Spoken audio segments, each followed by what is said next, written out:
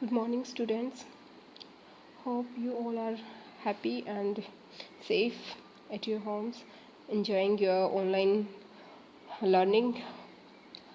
So, students, as you all know that we have completed our 2 chapters of geography, and in previous class we started our first chapter of history, which is tracing changes through 1000 years means कि जो 1000 years में क्या क्या changes आए थे, इसमें हम 700 से लेके 1750 AD तक का डिस्कशन करेंगे.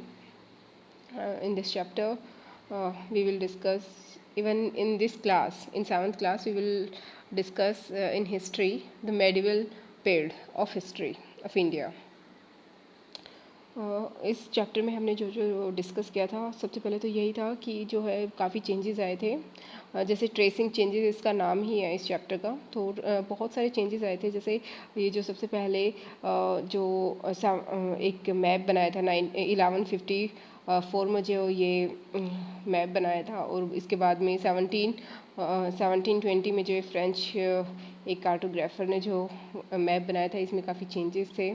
उसके बाद हमने डिस्कस किया था न्यू एंड ओल्ड टर्मिनोलॉजीज, यानी कि बहुत सारी टर्म्स जो है, वर्ड्स के जो मीनिंग है उनमें काफ़ी चेंजेस होते हैं. जैसे हिंदुस्तान का वर्ड का जो मीनिंग क्या क्या होता है, वो सब हमने डिस्कस कर लिया था.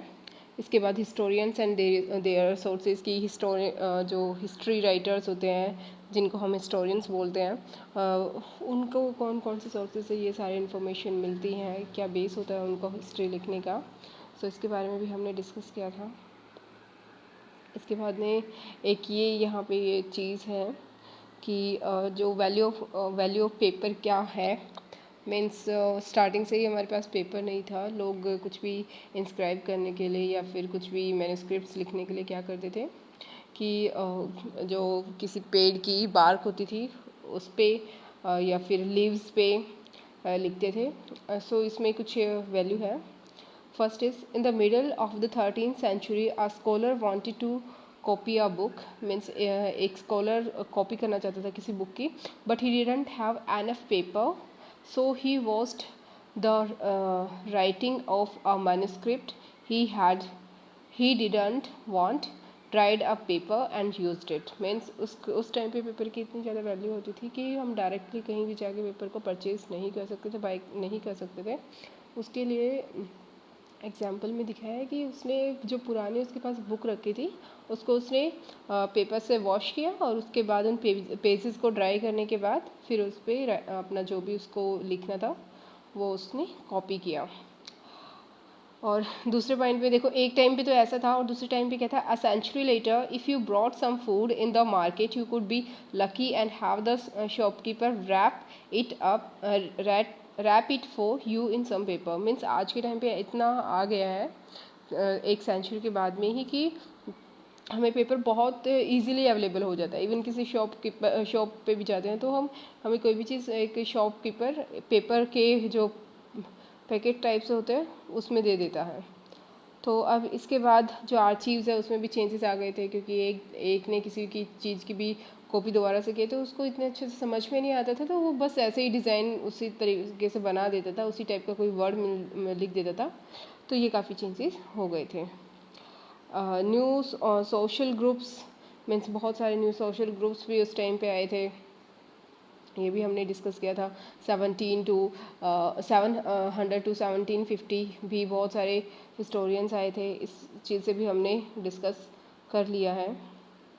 इसके बाद में इसमें ये भी देखा था कि जैसे बहुत सारी क्रॉप्स वगैरह, जैसे फूड हैबिट्स में चेंज हुआ था, जैसे पोटैटोज़, कॉर्न, चिलीज़, टी, ये सारी ये व्हील्स में भी चेंजेस आए थे क्योंकि न्यू इन्वेंशंस हो रहे थे. सो रीजन्स एंड एम्पायर्स में हमने पैन एम्पायर्स के बारे में डिस्कशन किया था, जो कि बहुत बड़े एरियाज़ पे थे. और उसके बाद में जैसे मुगल्स हमारे थे वो लास्ट में था. उसके बाद डिक्लाइन होना स्टार्ट हो गया था इंडियन रूलर्स का, बिकॉज उसके बाद में जो ब्रिटिशर्स है उन्होंने कंट्रोल करना स्टार्ट कर दिया था इंडिया पे.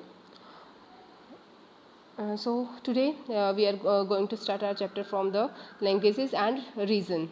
In 1318 the poet Amir Khusro noted that there was means Amir Khusro के बारे में बताया गया है कि इस ईयर में a different language in every region of this land, Sindhi, Lahori, Kashmiri,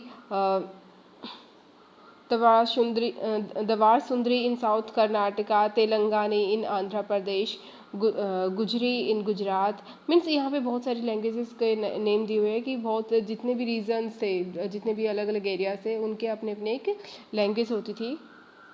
सो ये सारी दी हुई है। ये Amir Khusro went to explain that contrast of this languages where there was Sanskrit which did not belong to any region, यानी कि लेकिन एक लैंग्वेज यहाँ पे ऐसी थी जो कि किसी रीजन से बिलोंग नहीं करती, किसी स्पेसिफाई एरिया से रिलेटेड नहीं थी कि यही इसी एरिया में बोली जाएगी। सो और बट इसमें एक प्रॉब्लम थी कि ये लैंग्वेज जो है किसी पुअर पीपल या फिर कॉमन पीपल के नहीं यूज़ करते थे, इनको यूज़ करते थे जो ब्राह्मण्स होते थे। क्यों? क्योंकि एंशियंट टाइम में हमने